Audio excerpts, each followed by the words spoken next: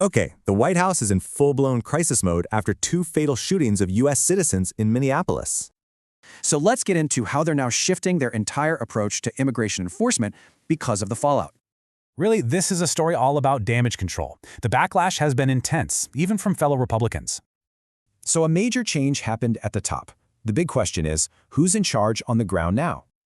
Well, Gregory Bovino is out, and Trump has sent in his border czar, Tom Homan, to oversee everything.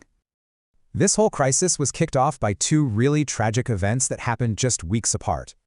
The first was Renee Nicole Good. She was a poet and a mother, shot by an ICE agent. Then, just 3 weeks later, Alex Pretty, an ICU nurse, was killed by Border Patrol agents. Now, the administration's first story, they called Pretty a domestic terrorist, but video later contradicted that claim.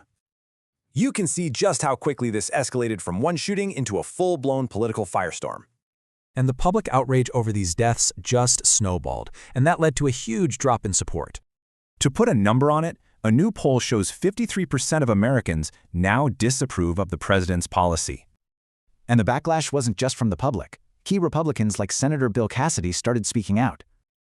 Even staunch gun rights advocates criticized the administration's comments about Pretty being armed. That's pretty significant.